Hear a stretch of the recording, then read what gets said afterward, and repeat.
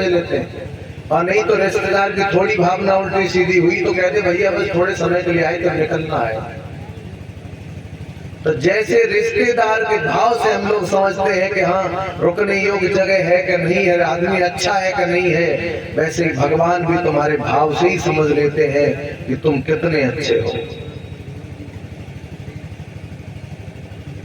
तो इसलिए मेरे भागवत प्रेमियों मैं कहता हूँ बिल्कुल भगवान की भक्ति मत करो, लेकिन भगवान की भक्ति में आना पड़ेगा। क्यों आना पड़ेगा?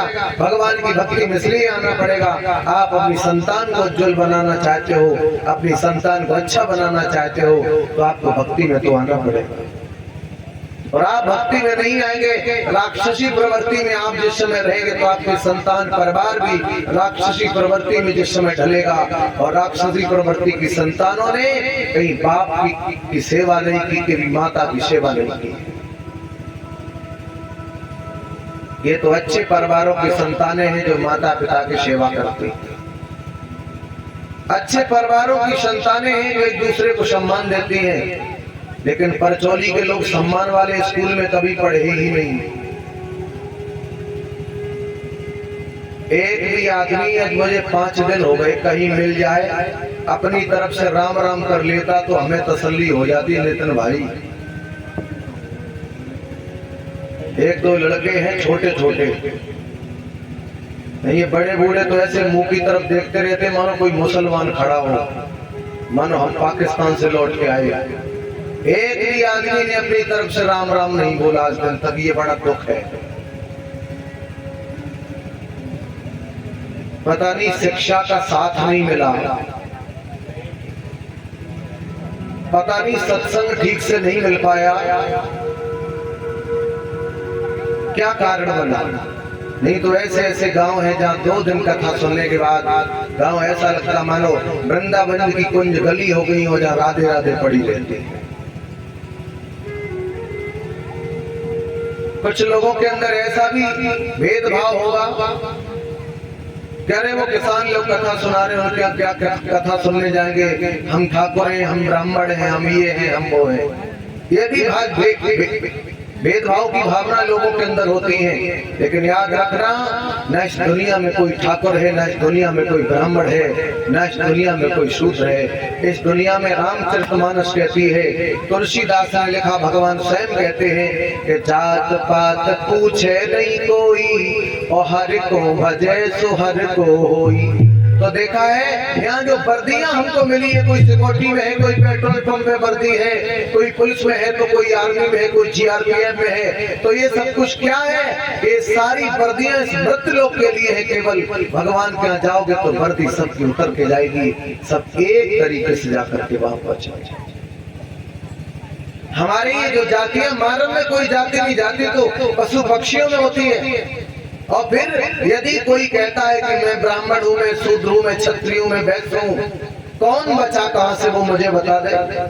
घर से बाहर हम होटलों में जाते हैं, जिनसे हम दूर रहना चाहते हैं, उन्हीं शूद्रों के बालक बर्तन धुल रहे हैं और वहीं हम खा रहे हैं। बचे हैं उसी चम्मच से एक मेहतर खा जाता है, उसी चम्मच से होटल में मैं खाता हूँ। मैं चलो शाकाहारी हूँ, पर उसी प्लेट में हमसे पहले कोई मांस खा गया, धुल के आ गई, मैं उसमें दाल खा रहे हैं। कौन बचा? टेंट का सामान तुम लोग लेके आते हो, टेंट के सामान में पनीर बनाते हो, इसी टेंट से मुसलमान ले जाता हूँ, भैंसा बनाता है उसी में। बाजार में जो सब्जियां बिक रही, कौन ब्राह्मण सब्जी बेच रहा है? वही लोग सब्जी बेच रहे जिनसे तुम दूर रहना चाहते हो। दुकान की जितनी पैकिंग की चीज खा रहे हो, वही सब लोग पैकिंग करते हैं। कौन कहां से बचा है?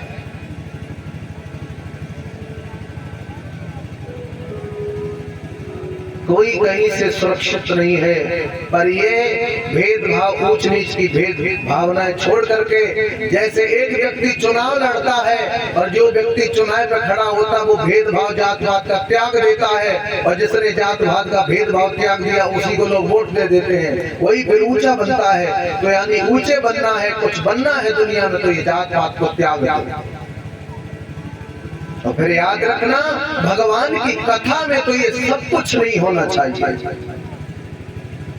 ना भगवान की कथा में कभी पार्टी बंदी बनानी चाहिए कि उनके यहाँ हम नहीं जाएंगे, ये नहीं करेंगे, वो नहीं। सारे भेदभाव क्या करके खत्म कर देंगे समदृष्टि से मुझे। और ये ब्राह्मण क्षत्रिय वैश्य शूद्र है क्या?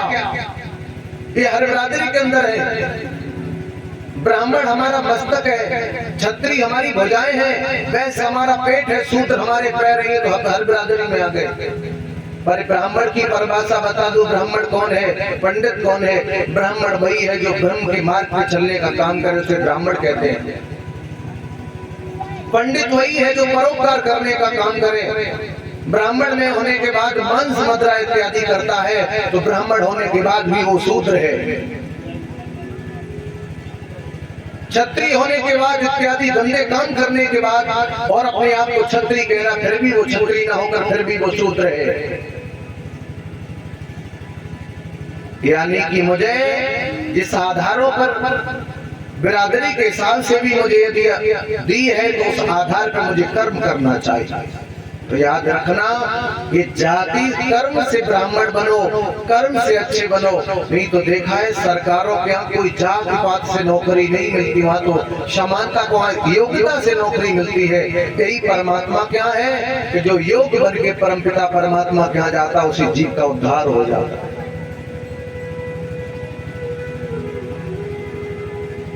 संसार में भी कुछ करना है तो ये सब कुछ त्याग दो। हम लोग छोटे छोटे सिस्टमों में फंस के अपने आप को बेमतलब में गड्ढे में डाले हुए हैं। देखा होगा आप लोगों ने, हम लोगों की बुद्धि और बड़े लोगों की बुद्धि में कितना बड़ा फर्क है। देखा होगा आप लोगों ने,